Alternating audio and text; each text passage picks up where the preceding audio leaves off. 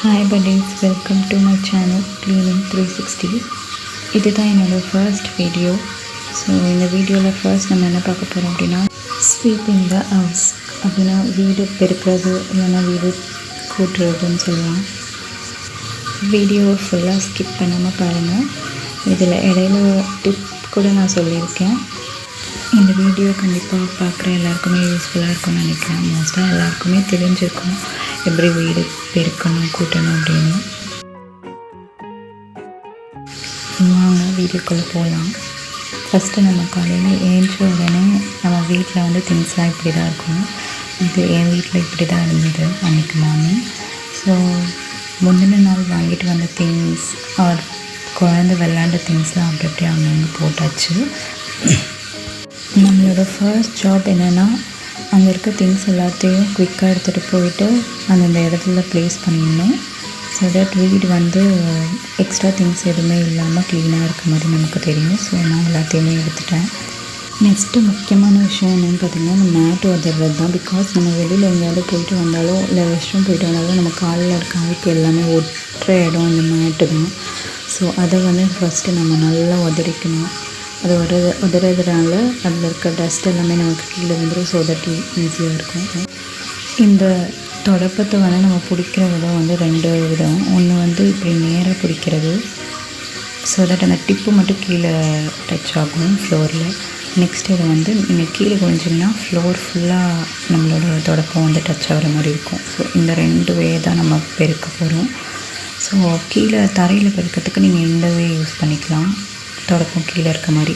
And corners R எட்ஜஸ்லாம் பெருக்கிற மாதிரி இருந்தால் தொடப்பத்தை நீட்டாக இது பாருங்கள் நான் காட்டுறேன். இப்போ இந்த மாதிரி நீட்டாக வச்சுக்கிட்டு இந்த டிப்பு மட்டும் கீழே இருக்க மாதிரி துடைக்கணும். ஃபார் எக்ஸாம்பிள் இந்த சைட்ஸ், அதாவது கார்னர்ஸ் இருக்குல்ல, டைல்ஸ் மேலே அண்ட் கார்னர்ஸ்லாம் துடைக்கிறதுக்கு இந்த மாதிரி தொடப்பத்தோட டிப்பு நீங்கள் யூஸ் பண்ணி பெருக்கிக்கலாம்.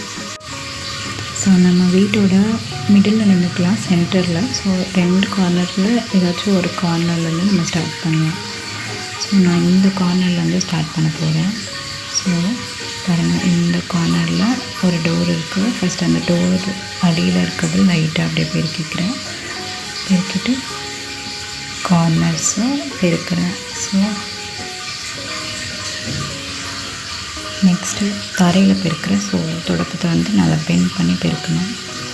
நான் சொன்ன மாதிரி கார்னர்ஸ் பெருக்கும் போது தொடப்பத்தை நேராக வச்சு ஸோ தட் டிப்பு மட்டும் அவங்க டச் ஆகிற மாதிரி பெருக்கணும். பார்த்திங்கன்னா உங்களுக்கே தெரியும். இது மாதிரி தான் அந்த கார்னர்ஸ் பெருக்கும் போது மட்டும் கொஞ்சம் ஸ்லோவாக நம்ம பெருக்கணும். பிகாஸ் சின்ன சின்ன டஸ்ட்லாம் அங்கே இருக்கும். பட் நீங்கள் தரையை பெருக்கும் போது ஃபாஸ்ட்டாக பெருக்கலாம். அதே மாதிரி உங்கள் டோர் பின்னாடியே பெருக்கிக்கோங்க. பிகாஸ் இங்கே நிறைய ஒட்டடைலாம் இருக்கும். நீங்கள் பெருக்கும் போதே அப்படியே சைட் பை சைடு ஒட்டடை அடிச்சுட்டே பெருக்குனீங்கன்னா உங்களுக்கு தனியாக ஒட்டடை அடிக்கிறதுக்காக நீங்கள் தனியாக ஒரு டே ஸ்பெண்ட் பண்ணணுன்ற அவசியம் கிடையாது.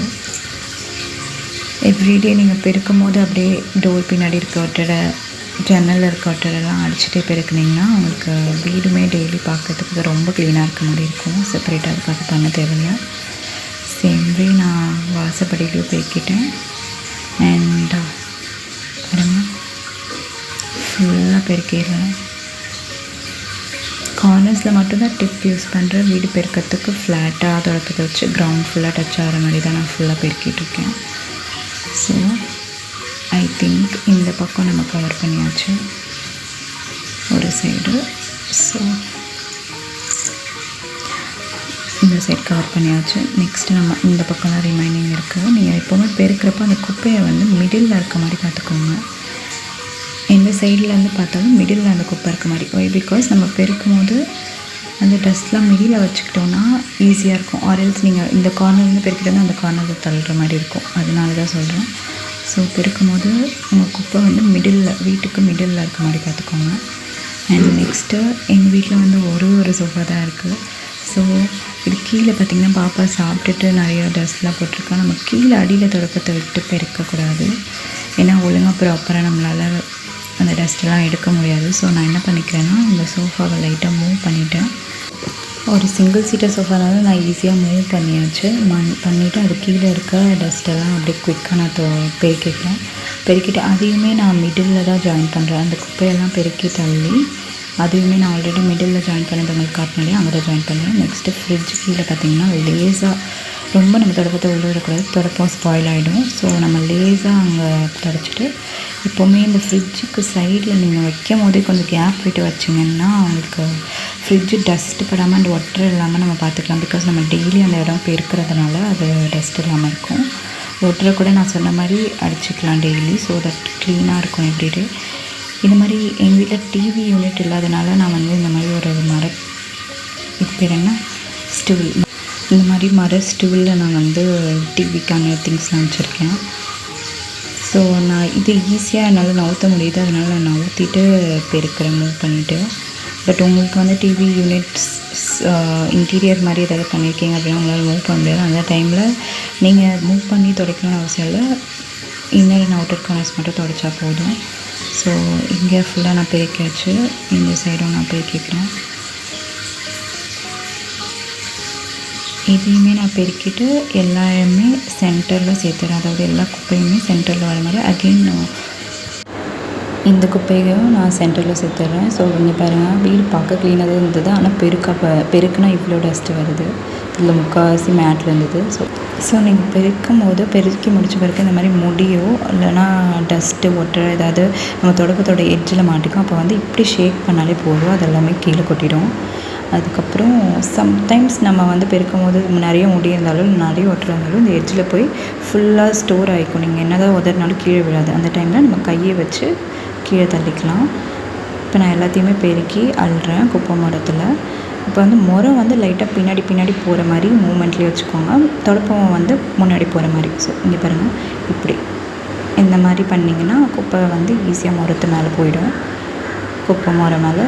ஸோ ஃபைனலாக நீங்கள் கூட்டி பெருக்கினதுக்கப்புறமும் இன்னொரு வாட்டி நீங்கள் எல்லாமே இந்த மாதிரி ஃபுல்லாக கம்ப்ளீட்டாக பெருக்கி மரத்தில் தள்ளிடுங்க. இப்போ நம்ம வீட்டை சுத்தமாக பெருக்கியாச்சு. நம்ம ஆல்ரெடி எடுத்து வச்சு இந்த மேட் நல்லா உதறி அந்த ப்ளேஸில் மறுபடியும் வச்சிடலாம். ஹால் மேட் வச்சாச்சு, டன். தென் ரெஸ்ட் ரூம் மேட்டும் அதே ப்ளேஸில் வச்சிடலாம். அவ்வளோதாங்க, வீடு இப்போ நம்ம கம்ப்ளீட்டாக பெருக்கியாச்சு. ஸோ இப்போ பார்த்திங்கன்னா வீடு எவ்வளோ க்ளீனாக இருக்குன்னு உங்களுக்கு தெரியும். சேம் வே நீங்கள் கிச்சன், பால்கனி அண்ட் ரூம்க்கு ஆல்சோ சேம் வே நீங்கள் யூஸ் பண்ணி பெருக்கிக்கலாம். நான் ஹால் மட்டும் தான் இப்போ காமிச்சிருக்கேன். நான் வீடியோ பிகினிங்கில் உங்களுக்கு ஒரு யூஸ்ஃபுல் டிப் சொல்கிறேன்னு சொன்னேன். இப்போ அந்த நேரம் வந்துடுச்சு, யூஸ்ஃபுல் டிப் ஒன்று சொல்கிறேன். ஸோ நம்ம வீட்டுக்கு யாராவது கெஸ்ட் வராங்க, இமீடியட்டாக உங்கள்கிட்ட இன்ஃபார்ம் பண்ணாமல் வந்துட்டாங்க அப்படின்னா நம்ம ஹால் வந்து நான் ஃபர்ஸ்ட் வீடியோவில் காட்டின மாதிரி க்ளம்ஸியாக இருந்தால் நல்லா இருக்காது. ஸோ எவ்ரிடே நீங்கள் ஏஞ்ச உடனே ஃபர்ஸ்ட் திங் உங்கள் ஹால் மெயினாக நீட்டாக இருக்க மாதிரி பார்த்துக்கோங்க. அதுதான் ரொம்ப இம்பார்ட்டன்ட் வீட்டுக்கு. ஸோ ஃபர்ஸ்ட் ஹாலில் இருக்க அன்வான்ட் திங்ஸ் எல்லாம் எடுத்துகிட்டு போயிட்டு அந்தந்த இடத்துல வச்சுட்டு ஹால் கம்ப்ளீட்டாக நீட்டாக இருக்கணும். Sofa and interior works or fridge, TV units, அது நான் மூவபிள் ஆப்ஜெக்ட் தவிர சின்ன ஆப்ஜெக்ட், அன்வான்ட் ஆப்ஜெக்ட் ஏதாவது இருந்தால் கம்ப்ளீட்டாக எடுத்துகிட்டு போய் அந்தந்த ரூமில் வச்சுருங்க. ஸோ ஹால் நம்மளுக்கு நீட்டாக இருக்கும். இது ஒரு டிப்பு. காலையில் ஏஞ்சோடனே நான் சொன்ன மாதிரி உங்கள் ஹால் நீங்கள் கம்ப்ளீட்டாக பெருக்கிட்டிங்கனாலே போதும், உங்கள் வீடே வந்து க்ளீனாக இருக்க மாதிரி உங்களுக்கு ஃபீல் ஆகும். அண்ட் கெஸ்ட்டு வராங்க அப்படின்னா கூட நீங்கள் டென்ஷன் இல்லாமல் ஃப்ரீயாக இருக்கலாம். அண்ட் கெஸ்ட்டு வராங்க அப்படின்னா அவங்க மெயினாக நம்ம ஹாலில் தான் அவங்கள உட்கார வைப்போம். மோஸ்ட் ஆஃப் த டைம் அவங்க ஹாலில் இருக்க மாதிரி தான் இருக்கும். ஸோ மெயினாக ஹால் க்ளீனாக இருக்க மாதிரி பார்த்துக்கோங்க. அண்ட் அவங்க உட்காந்து பார்க்குறப்ப எந்த இடம்லாம் விசிபிளாக இருக்கும், ஃபார் எக்ஸாம்பிள் கிச்சன் உங்களுக்கு ஹால்லேருந்து பார்க்க விசிபிளாக இருக்குது அப்படின்னா கிச்சனையுமே நீங்கள் க்ளீன் பண்ணிக்கலாம் சேம் வே நான் சொன்ன மாதிரி. ஸோ இந்த வீடியோ யூஸ்ஃபுல்லாக இருக்கும்னு நினைக்கிறேன். இந்த வீடியோ உங்களுக்கு பிடிச்சிருந்தால் லைக் பண்ணுங்கள், ஷேர் பண்ணுங்கள். இது என்னோடய ஃபர்ஸ்ட் வீடியோ, அதனால் கண்டிப்பாக லைக் பண்ணி ஷேர் பண்ணி சப்போர்ட் பண்ணுங்கள். மறக்காமல் நம்ம சேனலை சப்ஸ்கிரைபும் பண்ணிக்கோங்க, பெல் ஐக்கான் கிளிக் பண்ணிவிடுங்க. நெக்ஸ்ட் இதே மாதிரி யூஸ்ஃபுல்லான க்ளீனிங் வீடியோவில் உங்களை பார்க்குறேன். Until then, it is bye from Pavitra. Bye.